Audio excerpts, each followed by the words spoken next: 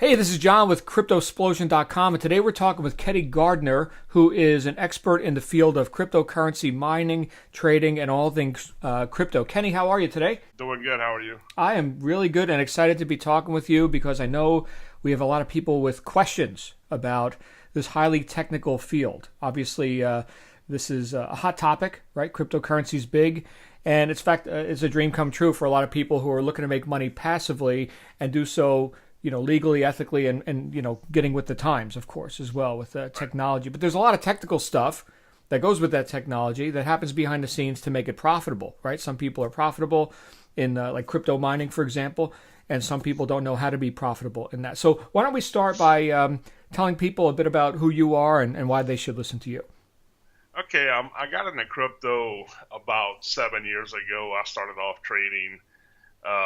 With the run up last year, I was looking for a way to diversify some of my crypto to make money, mainly because most of the places you can trade are offshore, and if people want to research like the Mt. Gox thing and stuff like that, it's risky just to have a lot of your money somewhere where you have no protection if something happens to it. So I started looking into mining and quickly found out that it gave me a pretty good hedge doing GPU mining.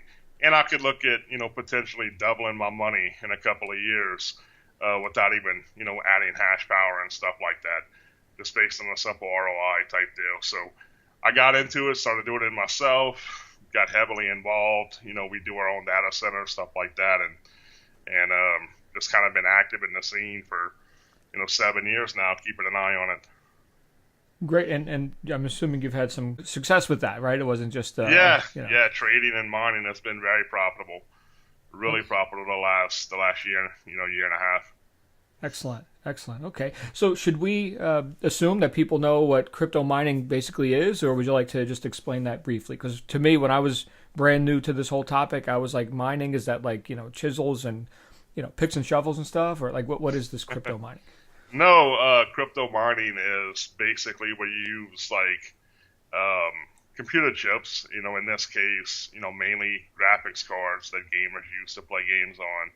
And what it does is it secures the network. The thing is they also verify the transactions. Like if you think of like when people had a checkbook and you had the little ledger on top of your check, the way crypto works is a bunch of people say, hypothetically, if you were sending me some crypto, you would push it to my wallet, then the miners actually go look and make sure that you had verifiable crypto, and then they confirm it coming to my wallet that it's actually my crypto.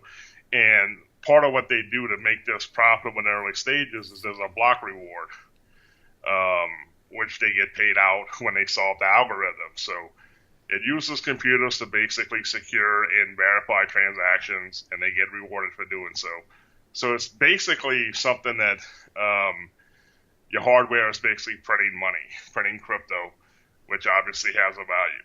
So that's basically explain like I'm five thing to crypto mining. Right. Well, yeah, it certainly has a value. I know when I first got started, just buying some Bitcoin in this case, after other friends would tell me, hey, you got to get on Bitcoin, and this thing is this is the future of currency. This is the the greatest shift in wealth development probably ever in history. We're eliminating all the middlemen who have their hands in the pockets, right, and conversion fees, and and it's like lightning fast. We've got I know a friend of mine. Go ahead. Yeah, crypto is to financial services, money, a bunch of stuff like that. Basically what the internet is to information and entertainment, stuff like that. Think of what Google and YouTube and Netflix and, Facebook even, and all these things have done for connecting people and information. That's what crypto is going to do one day for, financial services. Sure. And it's becoming more and more popular with not only individuals who want to be able to transact business much more rapidly, but also corporations adopting this now. There's so many businesses, companies that you can come and you can pay in cryptocurrency. Here's, Bitcoin, Ethereum, Litecoin, etc. But as far as the value of it, right, that is something that I saw explode. Like I was saying, when I finally listened to some people and at least just bought some, right? I thought I had missed the boat, right? I was like, oh, it's like $400 for a Bitcoin. Oh, I don't know. I mean, it sounds like have I already missed the opportunity? Now, of course, it's worth a bit more than $400. But what about that for people who've got the question? Hey, am I too late? Right? I mean, now that we've seen Bitcoin, for example, hit as high as almost $20,000 towards the end of 2017, and then of course the market corrected as they all do. But have we missed the show here? No, by design, especially with something like Bitcoin, there's a limited quantity of it, right? So as the adoption continues to increase, considered it's a finite, commodity, the price has to go up, and that's by design. That's kind of like the opposite of what happens with like U.S. currency. The government over there, they need more money. They just print more money, and that makes the money you already have worth less. So with it being early, and we're seeing this adoption curve actually, skyrocket, the price can really only go up. It can only go upward. We're going to have normal market behavior. I tell people all the time, like, yeah, we might get to 35, 40K this year with Bitcoin, but that don't mean that it's going to stay there. It could go to 40K and drop back down to 15K. That's just normal market behavior. People take profit, people, sell. That's just what happens, but it's going to continually over time, go upwards. And, that's why it's kind of a great time to actually be getting involved. You're not too late. I think 5 years from now you won't be too late, but I mean, it's better to get in as early as possible. Sure. So we're still kind of early adopters in this whole Oh, stage. yeah. In fact, I was looking at an article. It was rather extensive, right? There were charts and facts and figures talking about how if you compared this to the adoption curve of the internet, for example, we're somewhere around 1994 or something. Yeah, like 94, 95. I mean, there's an old video that shows the Today Show talking about the internet 94, 95, and nobody understood it. Right. And now you look, 20 years later or whatever, and everybody has the internet. I mean, even on your phone, so it's going to take time for that curve to happen. But the charts that we're seeing, the crypto curve is actually passing the internet curve, and that's, you're still really early. It's still kind of tough. Like when I got involved 7 years ago, you had to almost be a programmer to manage a wallet, and now you can download a wallet on your phone and send it just by pressing a few buttons. It's really easy. That's all I do. I don't know. Yeah. It used to be tough, man. You used to have to download a wallet and set it up, and you used to have to download the whole blockchain and kind of run a node just to have crypto, and you don't have to do any of those headaches anymore. It's kind of like when the people first got started with the internet, they had to get a modem and connect to a central server somewhere, like at a college or whatever it was, and it was only like these really technical people that could talk into a certain code that could actually get on and do it. So as the technology gets more advanced, it's going to be easier. I think a lot of people one day will be using crypto even from their banks, and the underlying technology will be crypto, but it'll still look like it's your bank, it's your debit card, it's your bank account. I think all that's coming one day. Well, yeah, and an opportunity to eliminate a lot of the like inflation you mentioned. Here's something like the Fed that just prints money at will, and yours is worth less now, right? And you've got no control of that. Whereas this cannot be inflated, cannot be corrupted by politics or whatever.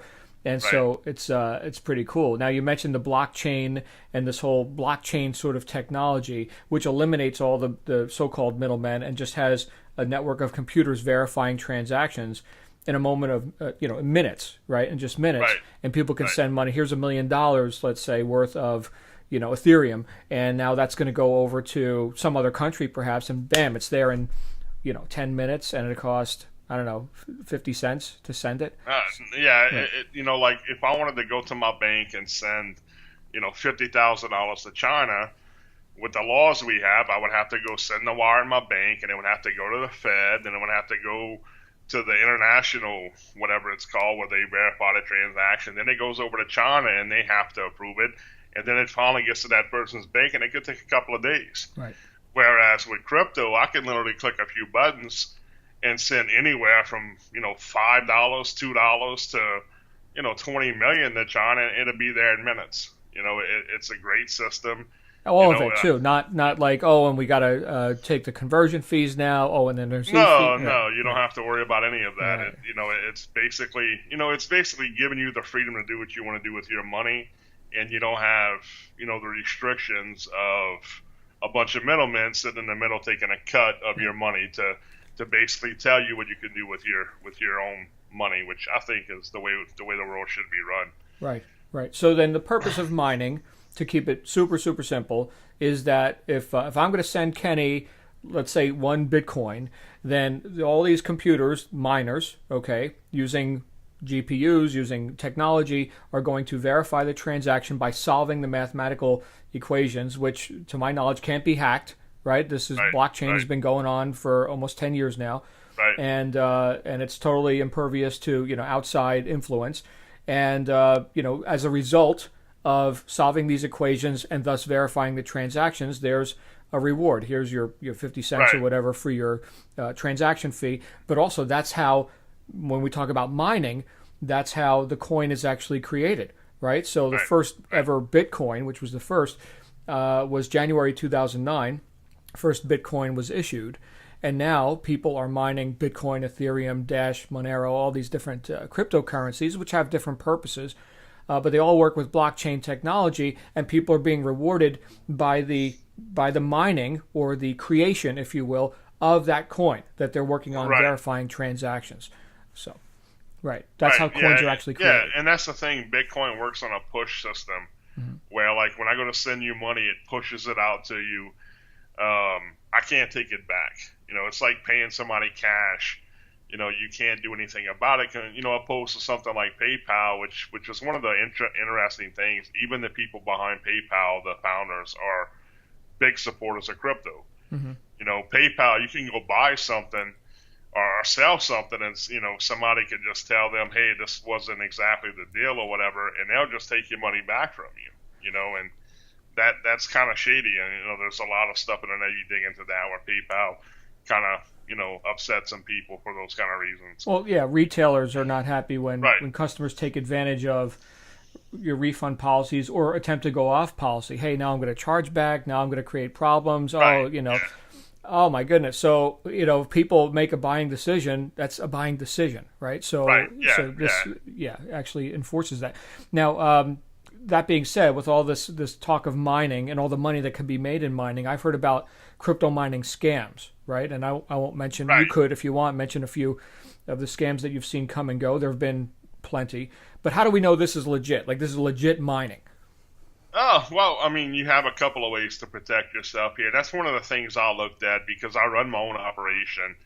And, everybody always asks me, even the guys that only have, say $1,000, $5,000 they want to put into mining, how do I get involved? What about this deal? What about that deal? And, one thing I always say is trust but verify, right? And here you can go look on the Ethereum blockchain, and you can actually see the pool run by the company. You can see every transaction they make. You can see everything that happens, and it's verifiable by a third party. Like knowing that's there, I don't have to know where a data center is, know where a rig is, know where anything is. I can go look at that, and it tells me this company is actually mining, and that gives you some protections. Now, the other thing you have to worry about is, you're dealing with a company. How are they going to manage the funds? We've all heard of, companies mismanaging funds. That's your only risk. And the protection you have here is this is a U.S. publicly traded company. Right. We're talking specifically about Kuvera. Right, Kuvera. Yeah, they're a U.S. publicly traded company. They have to file stuff. And as trust but verify, the way I think about it is, okay, I know they're mining. If somehow the risk is they mismanage funds, well, we know who they are. All these other companies that are offering mining, especially like Big Club Network, you don't know who owns that. You know who runs that. You don't know who's taking care of your money. If something happens, what are you going to do? You have no recourse to go after people, and that's an important part to me, especially if I'm going to put my name and reputation behind a company. I know it's mining. I can say, yes, it's 100% mining. But the only other risk that I see you have with this company is that mismanagement of funds. And if that happens, we have people we can reach out and touch. We can go after. That's kind of all the protection you can have when you're dealing with the business. Mm-hmm. Well, in this case with Kuvera, the mining, and we can get more into this in a moment, and also talk a bit about, you mentioned BitClub Network, but the mining is independent of the company. In fact, they're partnered with mining companies, one of the biggest in the world, and total transparency. The Right. proceeds Yeah. from the mining are delivered directly to you. Kuvera never touches that money. That's yours. Right. So Yeah. that's Yeah. So really, the only risk is like when you buy, like if you send a bank wire, if they did something with the money and not bought the mining equipment, and we can reach out and touch them people. Mm-hmm. They're in the U.S. We can file, civil suits, lawsuits, get criminal charges, and then they can go and they can seize the money back. So you have that protection. And I honestly don't know anywhere else where the public, a U.S. citizen, can get involved in a deal and have all of that backing them up. Right. It doesn't exist. To have the mining pool, a publicly traded company, all the stuff we have here, that doesn't exist anywhere else. Right. Yeah, this is the only U.S. publicly traded company that offers crypto mining like this. So very unique position in the marketplace. So what kind of returns can we expect, right? This is sounds exciting, right? I mean, basically machines that print money, so to speak. I know that's not exactly, a legally compliant way to say, hey, we're creating cryptocurrency. But assuming that, fiat currency continues to lose value and cryptocurrency continues to increase in value, what am I looking at here? Should I, get rich quick or something? Like, what is this? Oh, this is more of I wouldn't consider it a get rich quick. You're not guaranteed any type of daily return, but really with mining, it comes down to math. The hash power you have, the difficulty, you're going to average a certain income per day. And when I got involved, based on when I built my rigs, and I looked at, how things had went the last 6 months, and, I don't know what's going to happen tomorrow, but my estimation, every time I built a rig, and when I was building rigs, they cost me $7,500 a piece. I was looking at 2x my money in 3 years. And that was why I did it. That's a pretty safe. I had a hedge of the hardware, which is something great about this company. If you decide you bought a package and you want to actually, hedge yourself, you can request and they'll ship you your equipment. And then you can do just like I do with my personal operation, and you can sell the GPU. You can go look on eBay if you want, start pricing out some of these used GPUs, and honestly, some of the used ones are selling for more than they cost brand new. A year-old GPU. I sold some 1080 Ti's a couple of months ago that I paid like $750 a piece for. I actually sold them for $1,100 after mining with them for almost a year. Huh. So you made money on used equipment, right? Because it's worth something, Right. Yeah. It has a secondary use case in GPU. So even though it might not be profitable for mining at some point, you can still just request the equipment, put it up on eBay, and gamers will buy it. If it's GPU mining. That's one of the reasons why when I started, I got into GPU mining. Right. So you look for a doubling of your revenue within 3 years. And that's without repurchasing. I mean, personally, we're not supposed to tell people stuff, but personally, I repurchase with 70% of what I make money. 70% of what I make every month, I buy more machines, I buy more equipment, and we've actually ran the math, and just to stay ahead of the difficulty curve, you have to repurchase with like 40 to 50% based on your goals long term to stay ahead of the curve, because what basically happens if you buy an equipment today, you have the way technology advances, in a year you're going to have faster, cheaper cars that come out which offer more hash power. They'll have a lower power draw, they'll give off less heat, and they'll be more profitable to mine. So if you continue to scale up your hash power over time, you stay ahead of that profit curve, and long term, honestly, 2x was when I initially ran the numbers. I'm actually seeing more than that by repurchasing and everything else. Right. It's like a slow compounding thing where you can get bigger and bigger over time, which is, Albert Einstein called it the eighth wonder of the world, compounding. Right. So Good it's stuff. slow, sexy money. It's not, it's not like winning a lottery or anything like that. Even if you have $50,000, $100,000 to invest into mining packages, you're not going to get rich overnight. But slowly over time, you stick to a plan. It's pretty sexy. You Hmm. can't. I've had a financial advisor for 15 years, and I'm happy to get 15% a year, and you're going to see better than that here. Right, right, and of course, like you mentioned, there's no guarantees. Like there's Right, the value of coin fluctuates. I know just from a layman's perspective, I bought some coin, and it was worth a few $100s, and now it's worth tens of thousands of dollars. Okay, right. that's cool. Now, obviously, still as early adopters, we're anticipating, without guarantees, but we're anticipating the uptake in the marketplace will continue to go up and up and up. While Right, and the market, there's a lot that we could go into about that. Mhm. And one of the things, like I kept track, I have spreadsheets. I don't want to share them publicly, but it gives too much information. But I would see, with 20 machines, some months would be a 10% different in earnings, even with prices going up. And the market kind of take care of itself in the sense that when that happened, you would have the older cards, the cards people were mining like Ethereum with 2 years ago, when we brought all this new faster hash power to the table, their profitability went down. And then you would see new stuff get added, and the profitability, my profitability would drop down, and then the price would go up, and then it would go up. So it's something you really can't control. All you can really control is how much it costs you to get your hash power, how much it costs you to operate your hash power. And that's one of the benefits of this company, and one of the things I learned personally. Like when I first got started, I built a couple of rigs in my house, had to go through the learning curve of optimizing everything, running the miners, all of this stuff. And then when I wanted to expand, well, all of these cards take a lot of power and they give off a lot of heat, right?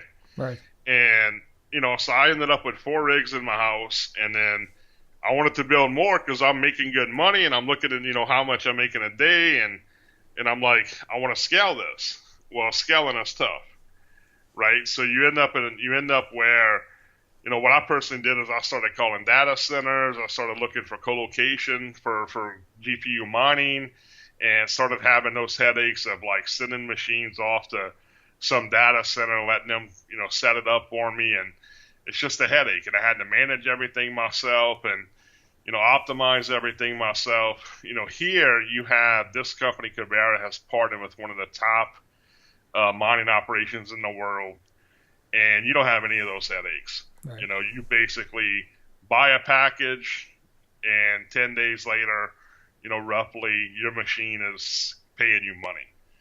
Right. Whereas doing it personally, I had to go through all the headaches, and you don't have that here, So Sure.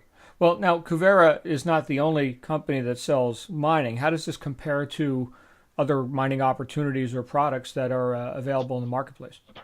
it actually compares pretty good. I have a friend of mine that he didn't want to build his own machines. He figured he would just go ahead and buy into every mining option he had out there. And what he decided to do, and he did it a pretty smart way, was he spent the same amount of money at every one of these places, and he repurchased 100% of his earnings into each one of those options. So if you look at this, GPU mining, I have some companies listed here, and I went through and looked at this day. It could have changed a little bit on a couple of these, but roughly what it costs to get the same, oranges to oranges. I didn't want to compare apples to oranges. I wanted a similar type comparison. And what we looked at is the 120 to 150 mega hash. The mega hash, that's the amount of like problem solving power you have, right? So if you look at Kuvera, it's $5,000. You get 120 to 150 mega hash, 1,000 days of life of the equipment. You can see that mining pool verifiable on the blockchain. That's yes. And when this happened, the current payout of the day was $10 to $11. So I ran down the Big Club network and had to fight to get answers, but I finally figured out it was $5,000 for 150 mega hash. They offer you 2,000 days of mining, which is kind of ambitious. I don't see any card lasting 6 years. profitably in this type of market with all the money coming into mining. Big Club Network does have a mining pool. You can go look it up. They're out there. They're actually in the top 10 for mining in the current payout. And looking at this, when he showed the numbers, now obviously this guy wasn't in Kuvera. Kuvera just launched.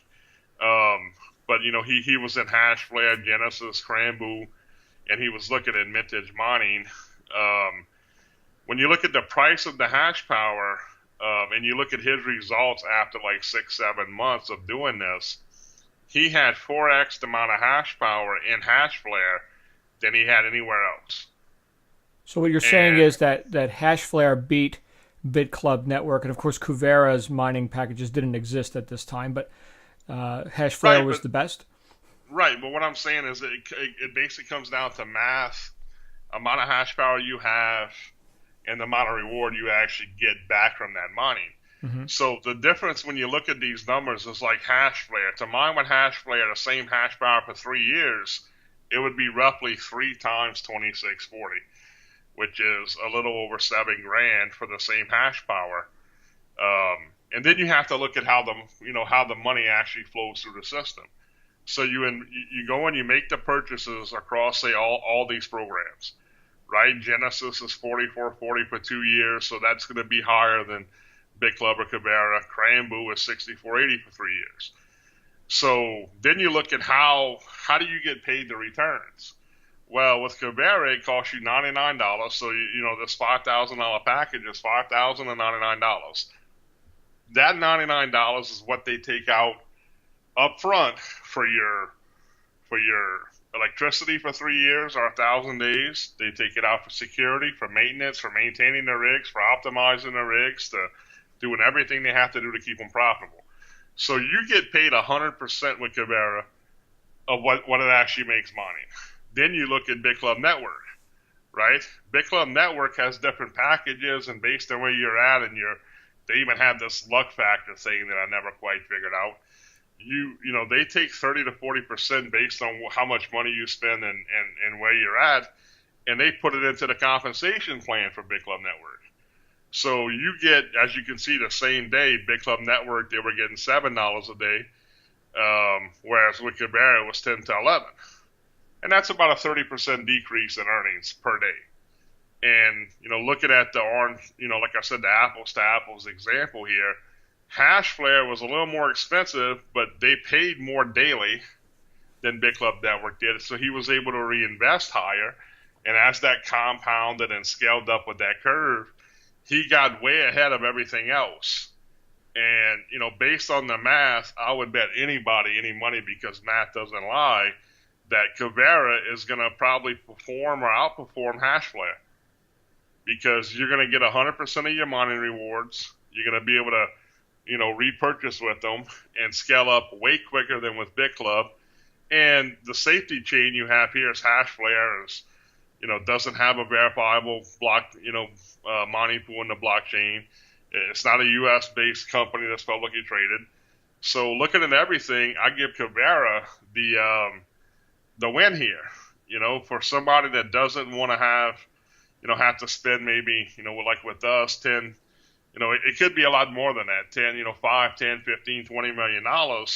You're better off just going with Kuvera. And the reason I say that, and, one of the things we've had to deal with is trying to expand our personal operation, is being able to get somewhere with cheap power and getting the power in out to us. Like, we were looking in Washington State at a building, and they didn't have the right transformer to actually get us the power draw we needed to operate the data center. And for us to get the power, just ran out through our building was $750,000 per mile, and they have to run it for 15 miles. So if you do the math on that, before you even bought any hardware, you're paying millions of dollars just to be able to get the power to run your hardware. So here you don't have any of those headaches. You don't have none of that to worry about.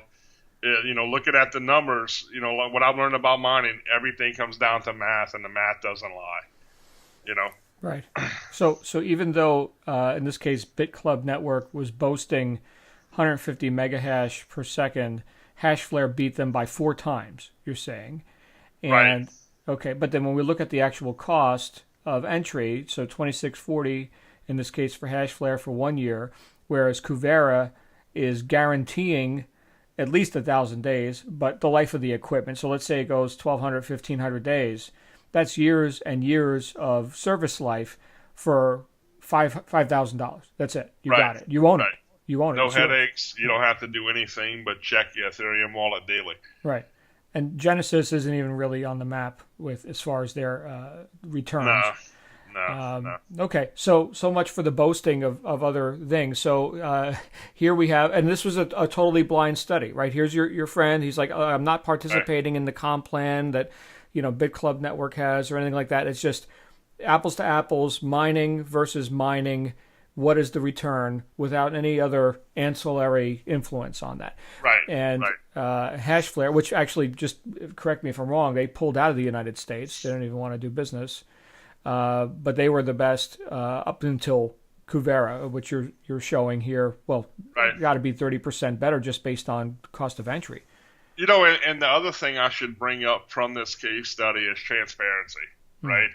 A lot of people that probably watch this video might remember a company like USI Tech or some of these other supposed mining trading deals that come out, and you can't BS the numbers here. And if a company, like, that's the problem I'm actually having with vintage mining, which a lot of people are got involved with, is they don't want to give us numbers. They don't want to be transparent about what am I getting for my money. What can you verify to me that you're actually doing something? You don't get a lot. You get that with Hashflare and Genesis and Crambu, but there's no mining pool to verify that they're actually mining. There's nothing there. BitClub Network, even when I started trying to get information, I know a lot of people in crypto, a lot of them when they got into like these mining deals, and I started saying they were, BS, and I turned out to be right, 100% of the time. It really came down to math, and as soon as I started, looking at, I had a lot of, that's how we got involved in this. I have a lot of people that find out I'm doing a mining thing, they want to get involved. They're like, look, I got $50,000, $100,000. What can I do? And I'm like, with our legal problems, which is another thing I didn't bring up. Well, you mentioned USI Tech, and yeah, here's a company, we mentioned Ponzi schemes before, and no one's been convicted of a Ponzi operation, although they've received cease and desist from, I guess, multiple states or the SEC or the FTC.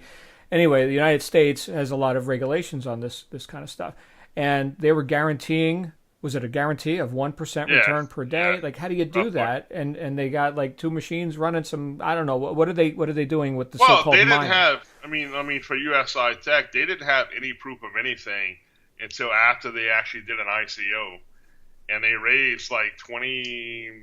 I forget what it was, $20-something million, and then a month and a half later, they started showing $20 million worth of rigs in the ground. So I think what happened is they had that thing going and they ran it like a Ponzi. And I think with USI Tech, and this is just my speculation, I don't have really much proof. I think when it started getting big and started getting attention, they started trying to do like a lot of Ponzi's do, like Zeek rewards, trying to get the appearance of legitimacy, right? Let me do something to show something, but the math doesn't add up. You got all these people, I don't know how many hundreds of millions of dollars are put in the USI Tech. With $20 million worth of rigs, it's not going to pay all them people 1% a day. The math doesn't add up.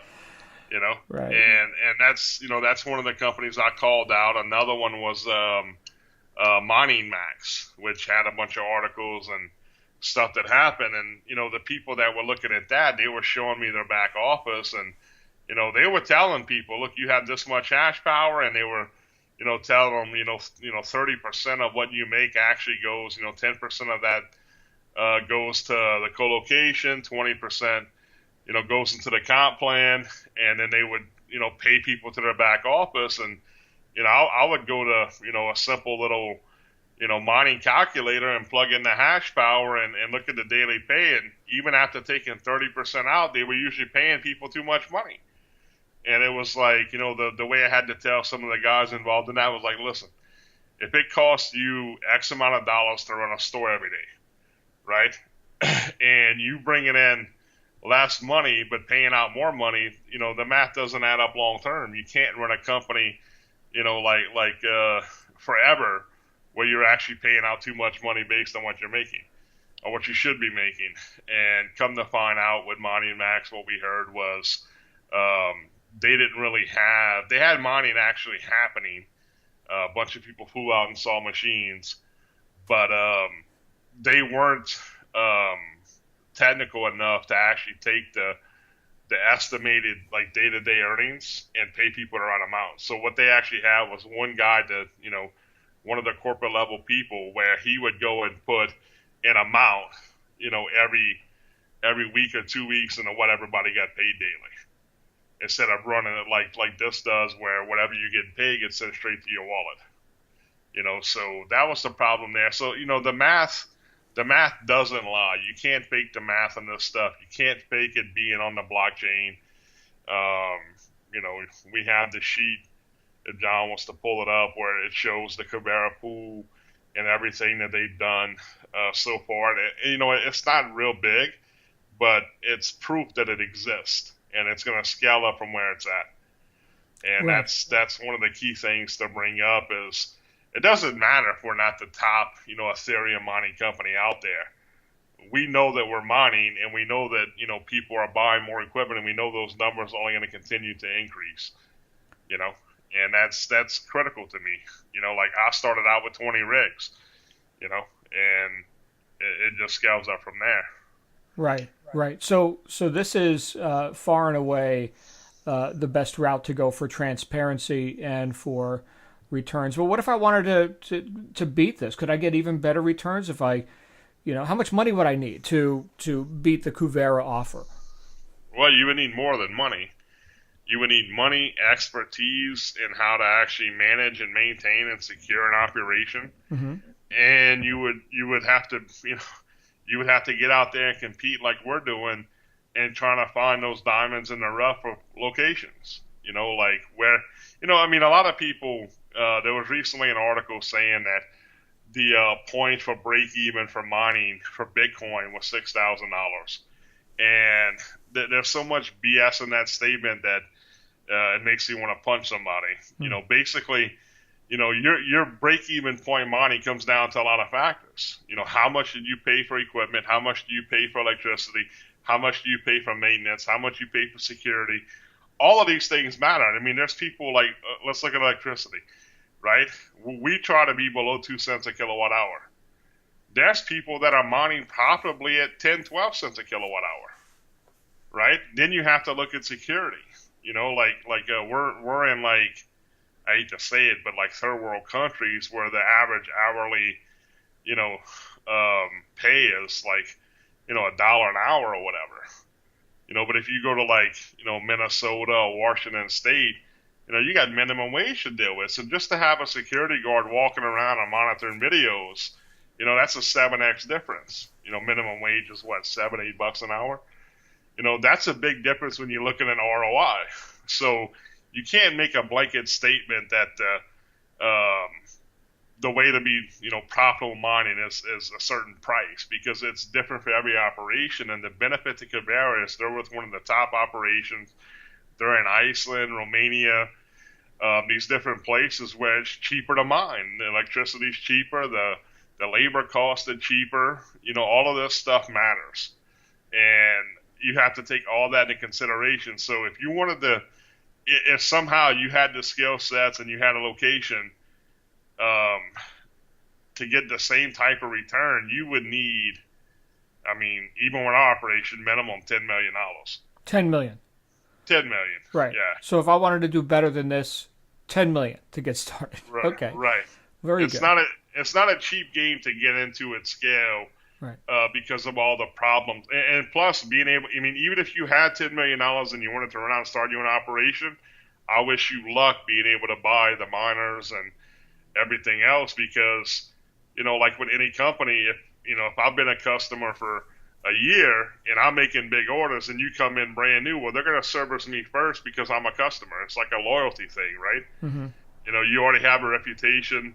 You've already been vetted out. It takes A story I tell people all the time is John McAfee flew to China to talk to Jihan with Bitmain, and he wanted to buy a ton of machines, like 10 or 20,000 of them. And Jihan, even though it was John McAfee, which everybody kind of asserted John McAfee, right? He sold him 2,500 machines. And John McAfee has plenty of money. So it's not just a money game, it's who you know, and it's a hard game to break into. So he could not get the quantity that he wanted from Bitmain, right, which is one of the biggest mining pools. Yeah, they sell the ASICs. Yeah. Right. Oh, so ASICs, now we're talking about Bitcoin specifically when we talk about right. ASICs. Okay. And it's just as hard with GPUs. I mean, it's really tough to get into a place where you can order, say north of 10 GPUs. And like with us, sometimes we have to order 500 of them or 2,000 of them. And, spend 20 minutes trying to figure that out. It's not an easy thing. It really doesn't come down to how much money you have. It's how much money have you spent with people. And that gives you clout. And it takes a lot of that to actually get started. So, right. That's why, like to be honest with you, we offer a pretty good turnkey operation. But, people had to set up companies, like I said, legal fees. We had to get with our lawyers. And so you're talking about your own mining operation that you're doing. Yeah, right, not Kuvera specifically. That's another operation. Like if you wanted to compete with Kuvera, that's something you have to take into effect. Legally, how do you set that up and structure it? What can you say and what can't you say? And, we spent a lot of money on attorneys to keep ourselves out of trouble, just like Kuvera has. Right. And that's one of the things that I vetted out when I started looking at Kuvera was, okay, how are you legal? What have you done? How are you dealing with the SEC? Well, what are you doing? What do you know? And I didn't let them know that I knew everything they were saying, because my legal team told me the same thing from my own operation. So I had that kind of a background to kind of know that we're in the right place, we're protected, and what's going on. And one of the things that impressed me about one of my initial conversations looking at this was the people behind it told me, look, we didn't want to do the ask for forgiveness later thing. We're being transparent with the SEC. We're working with them. We're making sure that we don't have any problems because we're a publicly traded company. And that's exactly how we did it. So, you kind of have all the right pieces being put in the puzzle here. And that's the reason why I'm even promoting this or telling people that ask me, how do I get mining? Hey, go look at this, Right. Well, to backtrack for a moment, you had mentioned BitClub Network, which, because I'm not looking to put $10 million into mining at this moment, maybe later, but I looked at BitClub Network. And as soon as I got there, it said, oh, well, you can't even join. You're American. Right. So yeah. I suppose I could get on a VPN and I could pretend that I'm somewhere else. And I mean, I don't know, is that a good risk? Obviously Kuvera being legal in the United States is a big plus. So I don't have to go to somewhere like BitClub Network. Well, yeah, and I can tell you, any company that might turn a blind eye to people registering with a VPN and signing up and all that, the second they get any type of cease and desist or anything going on from the U.S., they're going to start taking that VPN stuff seriously, and they're going to basically kick out all Americans. As soon as they get any kind of feedback, any kind of slack, they have a business, and I know BitClub, for example, a lot of their business comes from Asia. So if the U.S. starts giving them any kind of, negative feedback like cease and desist or any type of thing like that, they're just going to ban all Americans and stay with their profitable market in Asia because they're a company. That's what they have to do. So I couldn't go to an investor and say, hey, I'm not willing to put $100,000 into like BitClub Network, but if you want to do it with a VPN. To me, that just, and most of those type of investors might not even know what a VPN is. Right.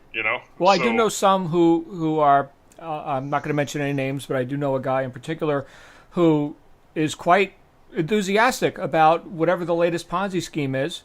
And he openly admits on like Facebook Live videos, yeah, we made money on this one. I lost $100,000 on that one, But hey, that's how these things go, right? I don't know this one. Hey, I got this new one that just started last week, and maybe it'll be around for 6 months. I mean, I don't know, but I mean, if you got a stomach for that, I don't, and I don't know if our viewers a lot do. of, I mean, basically Ponzi schemes are gambling, Mm-hmm. and a lot of people, they like the gambling aspect of it because they don't have to do any work to make the money.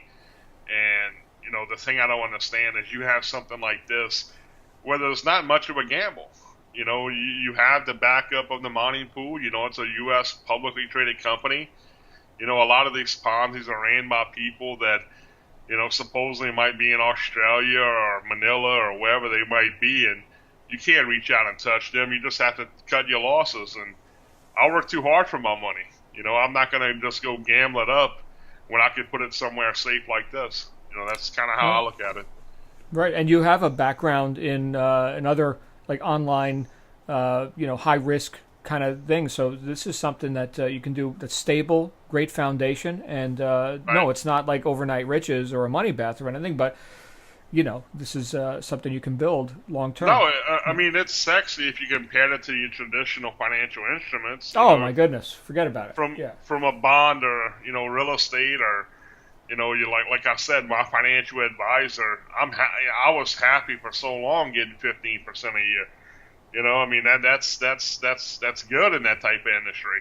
Mm-hmm. And you look at something like this where the type of return you can get is pretty significant over a small amount of time, and then you start adding compounding like repurchasing into the equation, and it just gets insane pretty quickly. Right. So this is all great stuff, Kenny. Now, obviously, we're looking to answer every question that anyone could possibly have about the Kuvera crypto mining product, right? So we're going to really continue to dig in and make sure there's no stone unturned. So you mentioned before mining pools, okay? And the Kuvera pool is visible on the blockchain or the Ether chain. This is verifiable. Here it is. However, I did hear about a mining pool that got into some regulatory trouble here in the United States. Genesis, in fact, it was state of South Carolina, unlicensed security, something like this. So tell us a bit about since we're on the legal topic, how is this different? How is this not a problem, or how is this not a security? Well, I'll tell you this. I'm not a lawyer, but I'll preface this by saying that what the SEC has opined and what our legal team has told us is basically a mining pool on a blockchain is different than what they went after Genesis for being a mining pool for. And what Genesis was actually doing was, if you pull up the packages, like a $500 package here, that basically gets you like one GPU, right? Like an actual GPU card with a serial number which you own. Right. They have the serial number on it, and they sell that to one person, right? What Genesis was doing was taking a mining a GPU card like that and selling a mining package for $1, and you would have 500 people that would own 1/500th of that GPU, and they were saying that was pooling together the resource to actually do the mining. They were making that what they call like a fractionalized security, and that's why they went after them. Here, what the SEC has told us and told Kuvera is every purchase needs to have a serial number attached to it, and not a serial number that more than one person actually has. So that's what they're saying right now, and that's what Kuvera's doing. And Kuvera's going to be very proactive as far as if the SEC changes anything like that, and they will go out and do it. But pooling, like a mining pool where everybody is working together to solve that block is different than 100 people owning the same graphics card. And that's the difference there. So the word pool is not universally applicable, where you could have a mining pool that is not necessarily an investing pool, right? With a fractionalized security. So in this case, this is not a security. This is a piece of hardware and some electricity and positioning in a rack somewhere, So, yeah, that's why the lowest package is $500, because you're not really going to get a GPU for less than that that's worth buying for mining. Right. Right. So in this case, do we need any sort of licensing for this, or even though it's not a security, is there some other legal considerations that as a No, part? we don't need a license, and as far as right now, what the SEC is saying, like I don't even believe that Kuvera needs a license to sell this. It's Even though it's basically owned by InvestView, which is SEC licensed right, securities right, company, right? Okay. right. Yeah, even though it's owned by that, I mean, like my company, we don't have a license to sell securities for my mining operation because we basically, just almost a similar type thing. People buy machines from us, and then we build them for them, we manage them for them, and we take a cut of the machine for doing that work.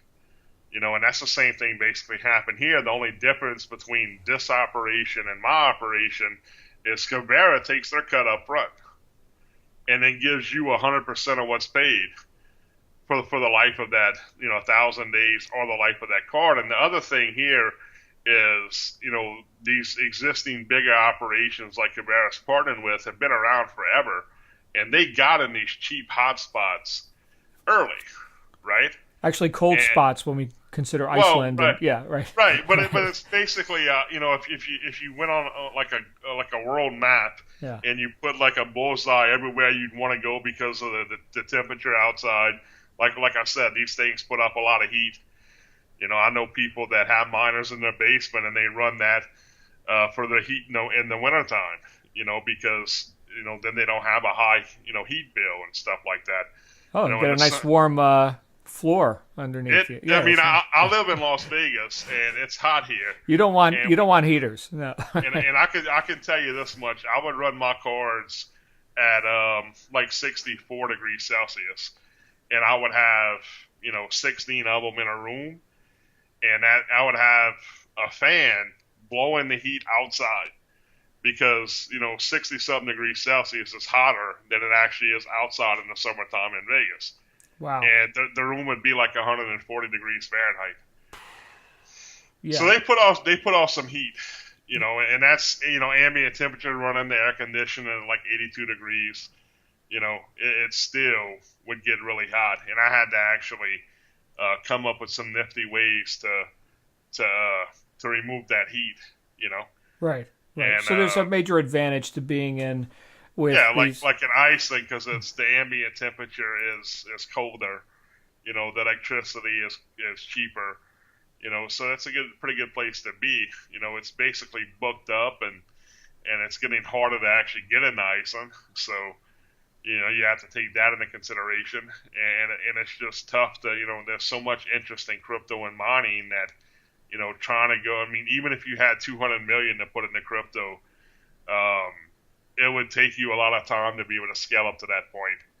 It just takes time to find locations, get the power, because this, it's a hot commodity. Everybody wants to be in it. I can tell you this much. Fidelity actually looked into getting into crypto and offered as part of their financial services stuff, right? And they couldn't buy enough crypto on the open market without skyrocketing the prices. So they actually got into mining. So as they mine it, they can offer it part of their investment packages. So, and they're having issues. They had issues a lot, actually scaling up and getting involved. And that's Fidelity. They're worth what? I forget the numbers. I mean, multiple billions, of dollars that they have. So it's not an easy thing to get involved in. This is like, all the stars lined up, the right people talk to the right people, had the right connections to make something like this happen.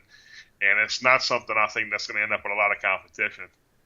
No, because there's limited supply, of course. And once again, Kuvera is the only U.S.-based publicly traded company that's offering legitimate crypto mining. Now, that being said, and I can get started for less than $10 million, which is cool. Right. But that being said, I'd like to, get paid, right? We've just been talking about, what does it take to get started? What can I put into this? How does Kuvera pay us? So now I'm going to go ahead and get daily deposits. How does this all work? Right. You get paid right now straight to Ethereum. They pay it directly to your wallet. And, there's really no risk of rolling that way. You control your wallet. They can't come back and touch it. It's a pretty, I don't know of anybody else that does that. Most of them pay you to like an online account, and then you have to go and like withdraw to your wallet or something. That doesn't really happen here.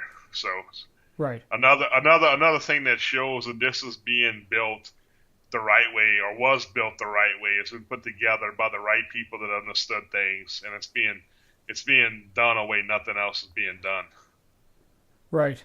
Right. So even if Kuvera, as a company offering the product, has issues, your product, your actual machinery is with the mining company in Romania, in Iceland, doing its thing, and you're Yeah, still getting yeah, paid every day. Kuvera never touches your money.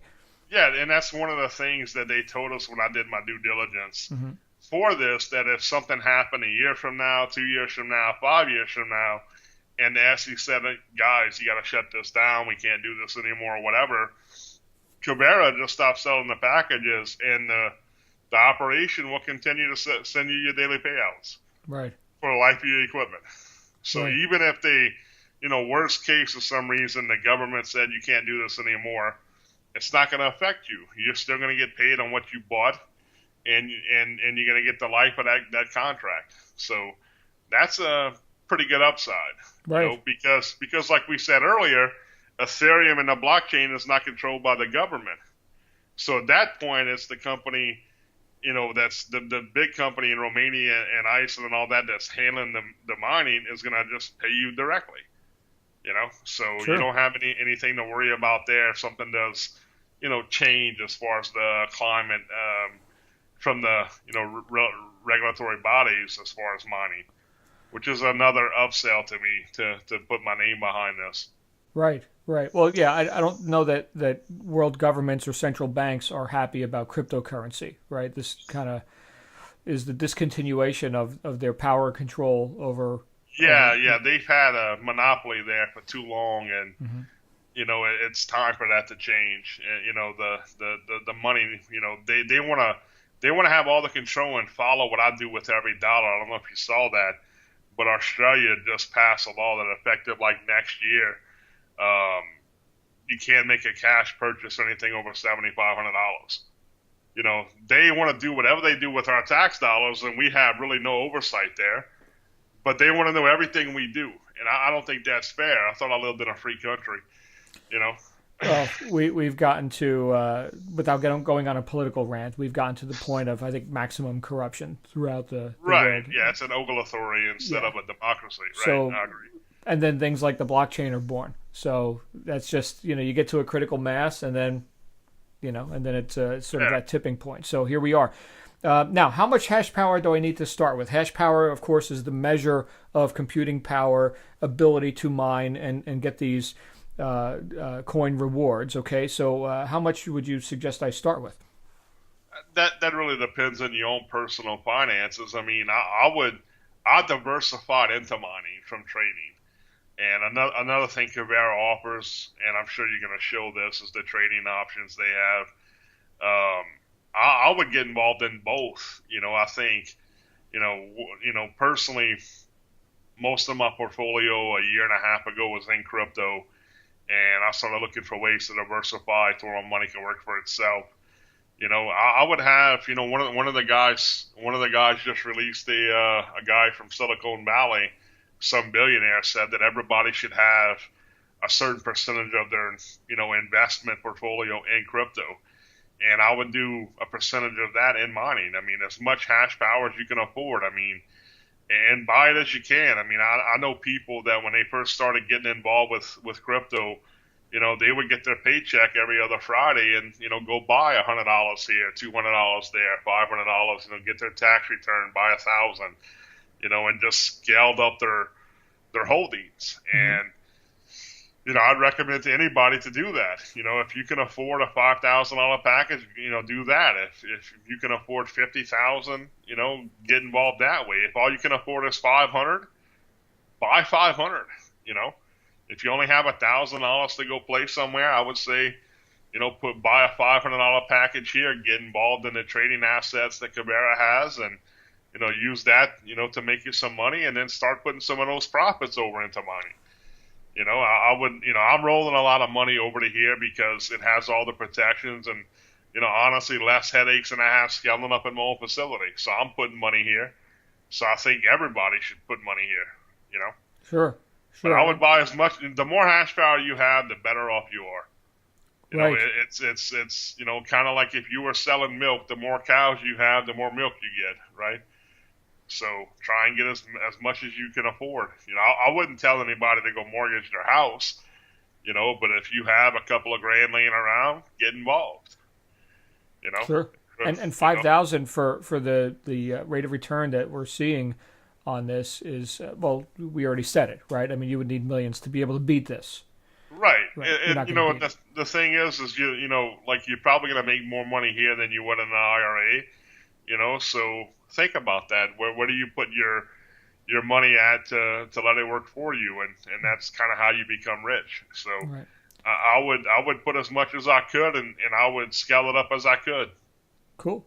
Well, let's play just devil's advocate here for a minute. What can go wrong, right? What if coin values drop? What would it take for me to lose money on all this? Oh, government seriously attacking it, shutting it down, banning it. Is that even possible? They can't. I mean, they can't really ban it in a sense. I mean, think of it like anything else that they tried to ban. Online gambling. Certain other things I don't want to bring up, but it's just going to exist. I think that it would take that, or if somebody found some type of a way to hack a blockchain. And I can say this: it's been 10 years since the blockchain was released, and nobody's hacked a blockchain yet. Now, people have hacked wallets, but that's like people, they hack a wallet because people had vulnerabilities in their computer, and that person, an individual's wallet got hacked. It wasn't like the blockchain's fault. Just like people steal credit cards or debit card information. If you don't protect your wallet information, you could get your wallet hacked. But as far as the blockchain being like an end of life, end of technology type deal, something like that would kill it. But other than that, and that would kill it just because the prices of everything would go way to zero, right? And I don't see that happening.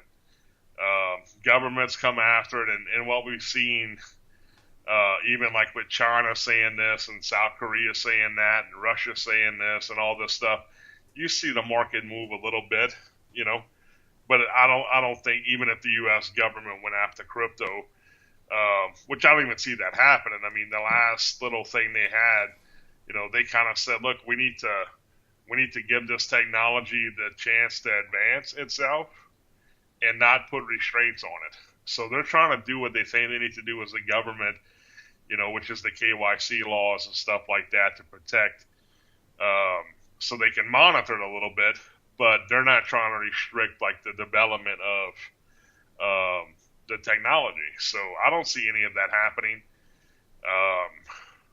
Right. Well, they also don't want a revolution. So well, the revolution. I mean, that's something that might come regardless. But I think by the time the government, decides that it's going to time to, do something about it, I think it might be too late. And I say that because basically just how governments work, right? It comes down to who spends money on lobbyists, and we're starting to get institutions and big money behind crypto, and with that comes lobbyists.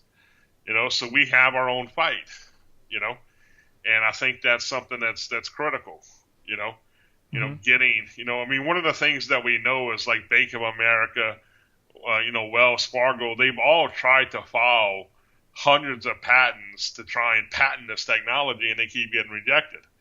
So they know it exists, and they're trying to, get their piece of the pie, and that's not working. they're trying to patent a decentralized algorithm called the blockchain. Yeah. And Bank of America's filed Like hundreds. we own the blockchain; it's ours now. Yeah. They're trying to steal it, and then their next thing is to go after it. And that's kind of funny. Just last week, Warren Buffett came out saying stuff about crypto, and come to find out, one of his companies just hired a guy, a friend of mine that's on the Bitcoin Foundation, because they're going to be doing an ICO. So one of the subsidiaries of Berkshire Hathaway is actually launching an ICO, and he's over here talking bad about Bitcoin. Right. It's kind of like, do you just not understand what your companies are doing, or did you just, So I mean, that's kind of the funny things that are happening. If you look at, Warren Buffett, his company has, like 7% of his fund is in Bank of America. Whatever percent's in Wells Fargo, he's invested heavily in American Express. That's all the competition. Of course, they're going to say bad things. Right. But it's in their interest to long live fiat currency. Right. That's what they have the control and the powers, and they have a gravy train. Right. Of course, they're gonna attack it one day, but I think they kind of missed their chance to do anything about it. Right. Well, Well, fiat currency throughout history is not sustainable. Right. But people want to ride the gravy train as long as they can. And in recent times, we've seen in the market, the crypto market, the rise of these values.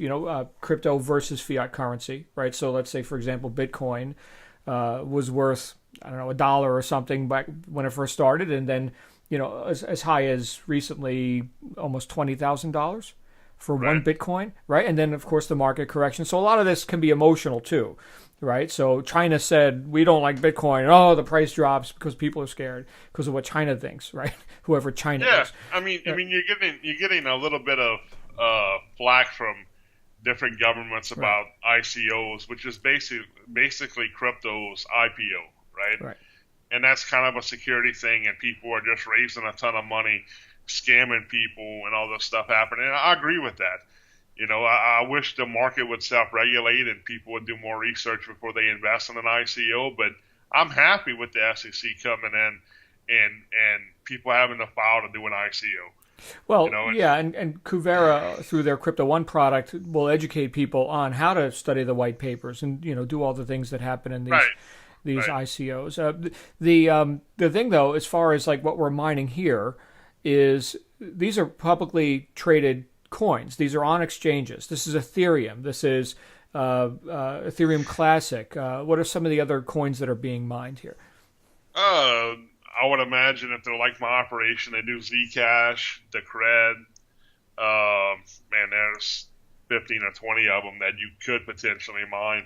And that's kind of how a mining operation works. Like my operation, we might mine Ethereum one day, and then the next day mine Zcash, and then the next day mine ETH Classic, and just whatever, it's based on math and the hash power and the difficulty, so you can write a program almost like an AI that sits there studying. Well, right now I can make, let's say per card $5 per day on Ethereum, but everything else I'm getting less, so we'll point all our machines at Ethereum.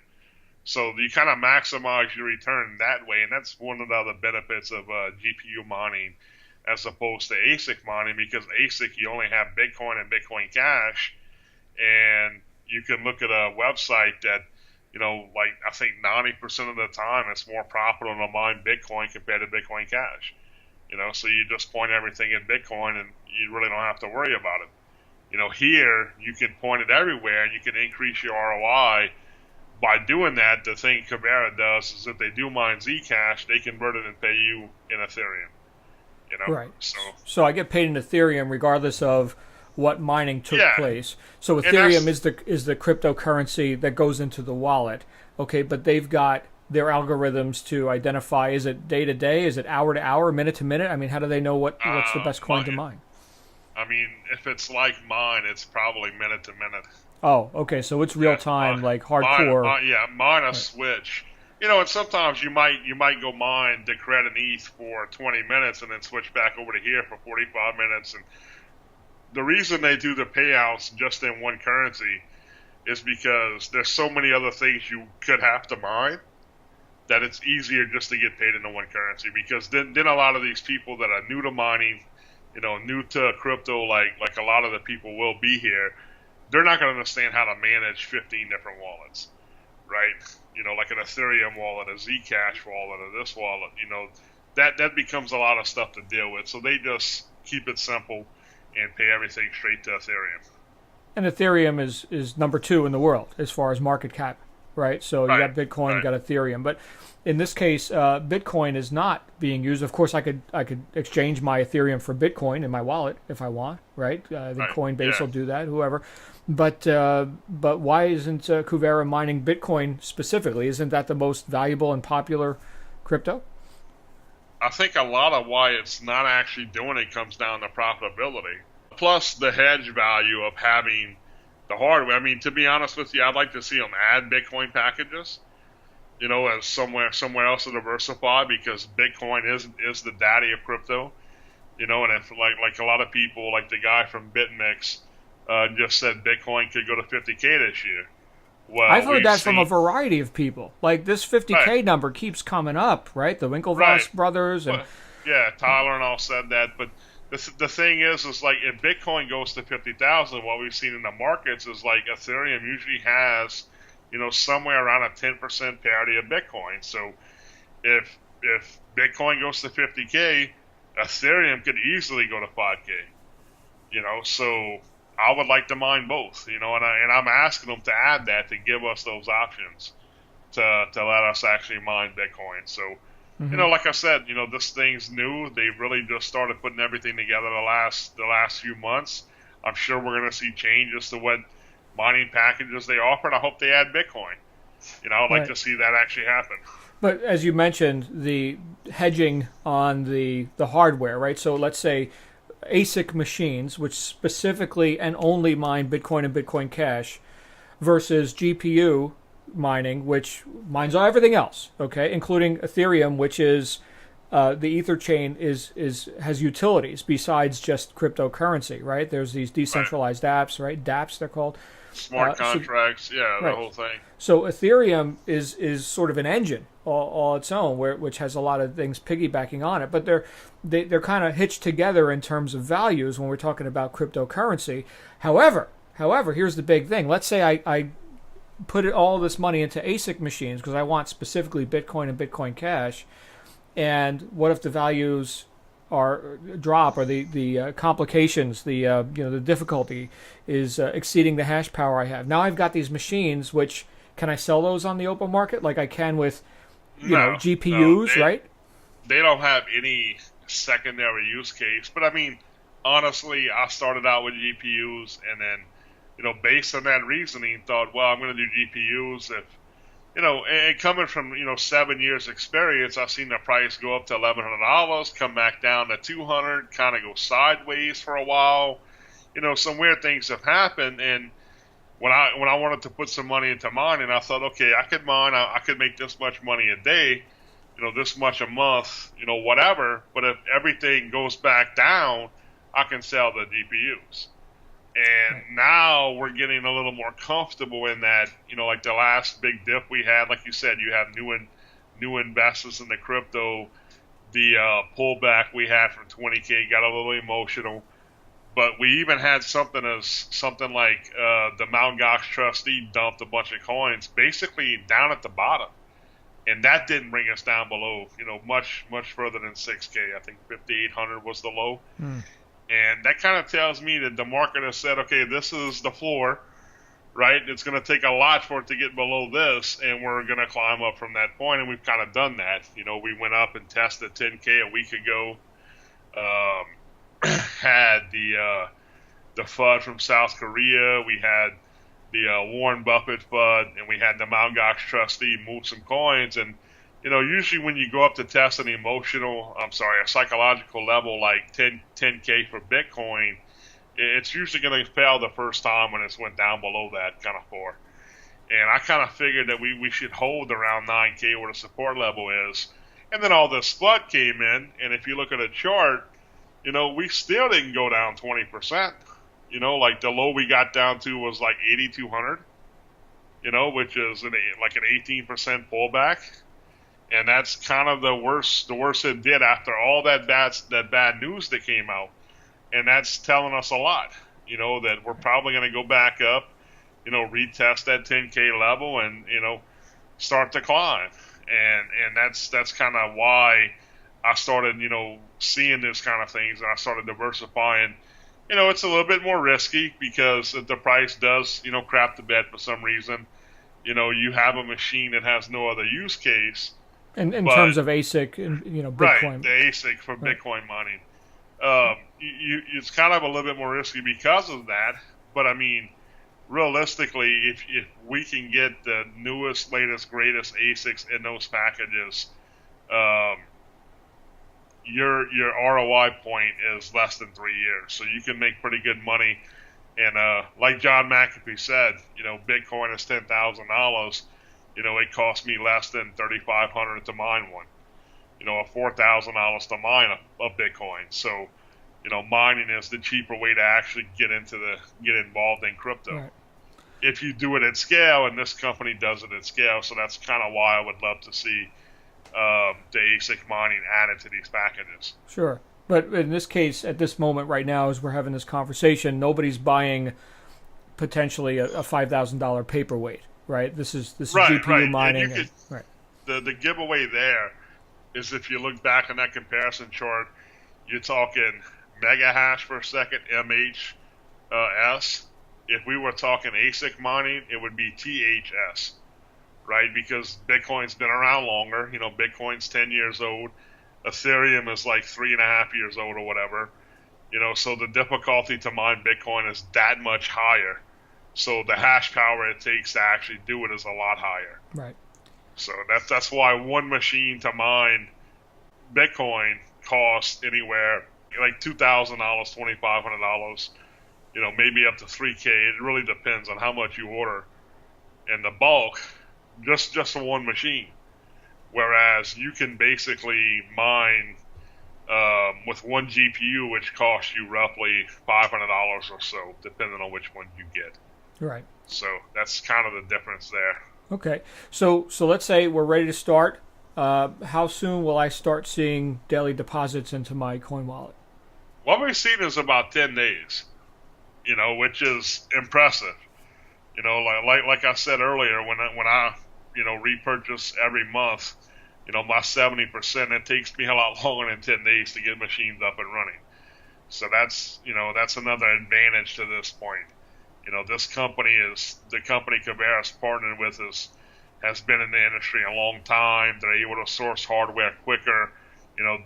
We know for, what they told us is they mined, this company Kuvera's partnered with has mined billions of dollars worth of crypto. So they're way ahead of the game, and you're getting a piggyback on that. If you could go invest with Warren Buffett, I'm sure everybody, would throw money around. But one share of stock in Warren Buffett's company is what, $300,000? I don't know. Yeah. Yeah. Here you can get involved for 500. Right. So it's you can piggyback on one of the biggest operations for $500 and use all their resources and everything they bring to the table. It's a pretty exciting deal. Right. So obviously 500 would be bare bones minimum for one card, the smallest contract Right. of all. And how high can we go? Let's say I want to do like beyond the $5,000 typical, package they call Right. Premier. Up to $5 million. So Kuvera will take up to $5 million, and after that, they're like, no, that's all Right. we're going to sell you. Right now, that's what they're saying. Yeah, up to Okay. $5 million. And of course, with at least 25,000, you get your own concierge who will, Right. serve you and make sure everything gets set up nicely and everything. So Yeah. 5,000 is a typical package. You could start for as little as 500. Anything over 25,000 up to 5 million, and you'll be dealing directly with the mining concierge there. So good stuff there. Now we touched on this before, and we're going to complete this interview. I'm thinking of every question anyone could possibly have about this. So thanks again, Kenny, for your time on this. But the whole compounding effect, right? The eighth wonder of the world, right? So here's $5,000 worth of mining equipment. It starts spitting out coin, and let's say now I've got $1,000 worth of Ethereum. Buy another $1,000 contract. How long do I do that, right? So what are your thoughts? I would continue to repurchase, like I said, to stay ahead of the hash power curve, the way the difficulty increases over time. I would put at least 50%. I mean, if you mine and you have 1,000, I would put at least 500 in there. I mean, it really comes down to your own personal, plan, and basically, I rebought for what, 8 months, like 100% of what I made. I mean, as soon as I would mine enough crypto to start ordering hardware, I would start ordering hardware and trying to build it that way. That's when I was babysitting, sitting on top of it. Now at this point, it's a year later, and I'm kind of at the point where every month I look over my wallet, see how many machines I can build at 70% of what's there, and go ahead and build it and take 30% out to, I'm diversifying outside of crypto. That's why I do it that way. But, come down to your plan. I would compound or repurchase as much as you can afford to. And the more you do, the more money you make long term, Right. Right. So rather than cashing out and trading, my Ethereum or my Bitcoin or whatever for fiat, right, which we know fiat goes down in value. And I don't know that that's going to change, but we know that crypto has the potential. Certainly, there's no guarantees, but has the potential. Like I saw when I was crying about buying Bitcoin at $400, thinking I missed the boat. All right. So, assuming that we think in the marketplace, crypto probably has a bit more potential than fiat, I probably just want to keep on, mining crypto. And right. If I'm paying my bills with other sources, like here with Kuvera, of course, we got the whole rewards plan. People can make up to $350,000 a month just with the rewards plan. I think you could probably pay your bills for that, right? So do you need to trade your crypto coins for fiat? Probably not, right? If you're doing some work, you're actually earning money. So we're not talking about just living on this stuff. Let that machine build that empire. Let that machine continue to multiply and grow. Right, like the golden goose example. Right? Do you want to eat the eggs, or do you want them to hatch and be more gooses? I'll take more gooses, right, or geese, I guess is the correct word. Something to remember there is that you have the potential to build up generational wealth. Like if you can, sit on top of this and let it do its thing for time, you could potentially be building something that is there for your kids and grandkids because. Like Bitcoin, for example, the last coin's not going to be mined till the year 2140, and I'm hoping I'm still alive then, but I don't think I will be. Okay. So if you can set it up and teach, like have it continue to grow, just like anything else, like when you start like a farm and you buy one cow and then you end up with 2 cows and then 5 cows or 10 cows. You don't really start butchering a cow until you have enough kind of out there to keep you something coming in, right? Right. So that's kind of the same kind of, I guess, mentality you might want to think about having here. Right. Is let it build, let it grow, let it do its thing, monitor the industry and decide at what point you're ready to de-risk. And that's kind of like I've been involved a long time trading, and I'm starting to de-risk as far as pulling some of my money out and, putting it somewhere else. But, you got to diversify. You have to, think about that. And if you're diversifying into this, just keep that percentage going. When you say de-risk, what do you mean? I'm going to go buy some metal? Give me some gold, give me some silver, stuff like that? Well, I don't like having, I started de-risking last year, and then we got Bitcoin futures, and there's some other things coming out which makes it a lot less risky having, honestly, the last 6 years, 95% of my net worth has been in crypto.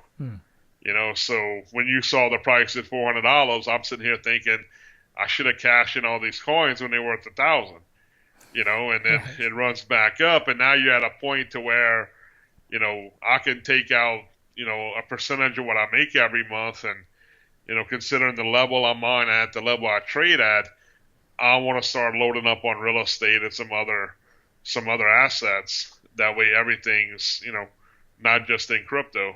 Right. And that really comes from my people in my family getting on me about it. My grandpa, he has a farm and he was in real estate and all this kind of stuff, and he's like, I don't care how good it is, don't keep all your eggs in one basket. So I'm trying to get a couple more baskets. That's why I do that. But like I said, I'm 7 years in.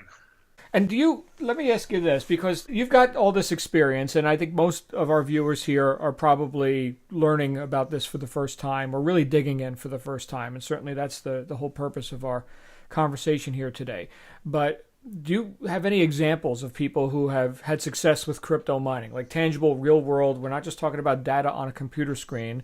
They've retired, or they've gotten free of the workaday world. They've transitioned Oh, from earned income to capital gains. That sort of financial right. independence. Yeah, one of the guys when I looked at getting into crypto, into mining, I reached out to. I knew he had been mining for years, even doing it before it was all the rage. So I reached out to him, and he mined Ethereum when Ethereum was like $1, $2, and basically just cashed out what he had to buy more equipment and to cover his overhead, and let the rest kind of just sit in the wallet. And anyone that's paid attention to crypto the last year knows that Ethereum ran up from like, $11 up to almost 1,500 in like the last 18 months. And he cashed out a chunk of his Ethereum and is basically retired, just mining now.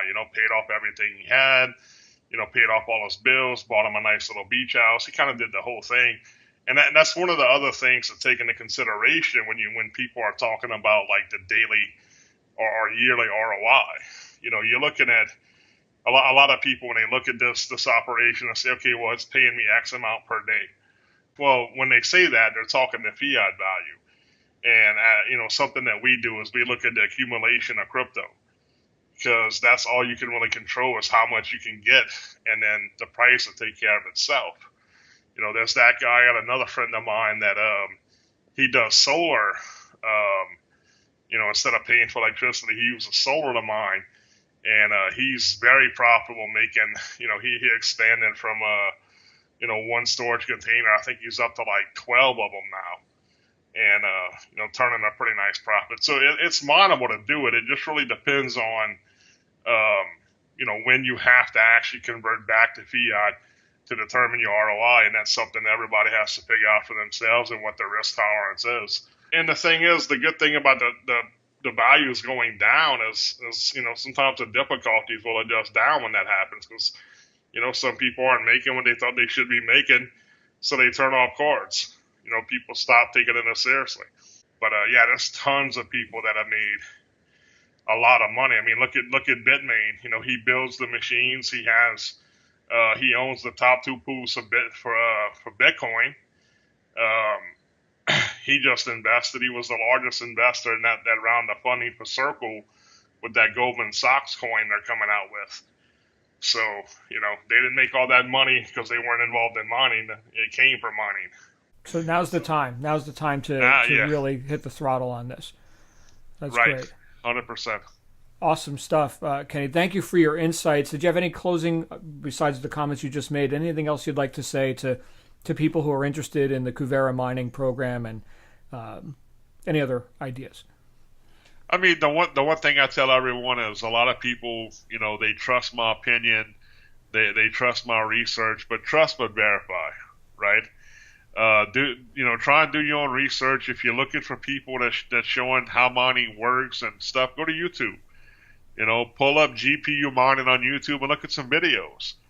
And you're going to see a lot of videos where people have, 15, 20 machines in their houses, and look at the headaches they have to go through. There's some videos where people have these big, thick industrial extension cords running all through their house, and, trying to deal with the heat and all these headaches they have. And, they're doing it because they're making money. One thing you're going to learn about the mining industry is, think of mining like crab fishing, right? Or fishing in general. If I got a honey hole where I'm catching fish at, right, I'm not going to tell you where it's at, right, because I want the fish. Well, the same thing with mining. A lot of the mining people understand that competition is bad, right? Competition makes the difficulty increase, which makes me less money, right? But realistically, if you go look and you think about that with a filter of, you can't sit here and tell me that this is bad when this guy, go look at some of the videos. They got extension cords running everywhere, all this noise from these machines running, all this heat, and they have to babysit all this. You don't need any of those headaches. Even if you wanted to go into a data center, like I said, try getting electricity, try getting the hardware, try learning how to optimize the hardware and doing all these things. You don't have to do any of that, That's all being done for you. And, I really don't know a lot of people that can compete with what Kuvera is actually offering people. If you look at the whole deal, it's a pretty good thing, and I'm excited about it.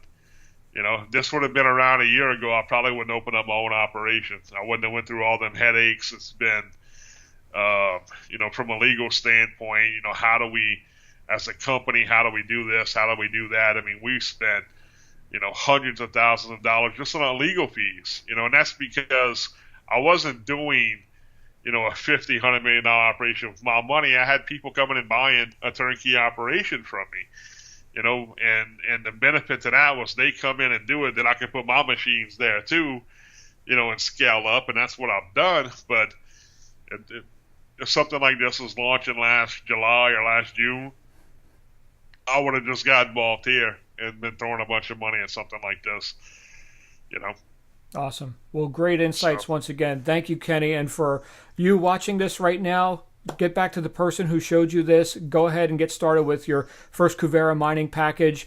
And with that, we're going to go ahead and wrap up. So, Kenny, thanks again. And I will look forward to seeing everybody on another video here on Cryptosplosion.com. Make it a great day, and we'll see you on the inside. Bye for now.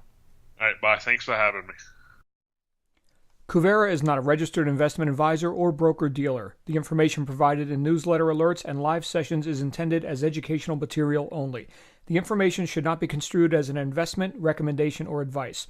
The trading of currencies, cryptocurrencies, futures, stocks, and options involves risk, including the risk of losing all or part of the money invested, and may not be suitable for all investors. Past performance is not indicative of future results. Users participate at their own risk and agree to indemnify and hold harmless Kuvera LLC, its employees, market experts, distributors, and affiliates. Participation in the Kuvera bonus plan is completely optional. Cryptocurrency mining profitability depends on the current price and difficulty of the currency being mined. Providing data on mining profitability is not something that can be done, as it is impossible to perfectly predict these variables. You do not need to be a distributor to purchase Kuvera's products.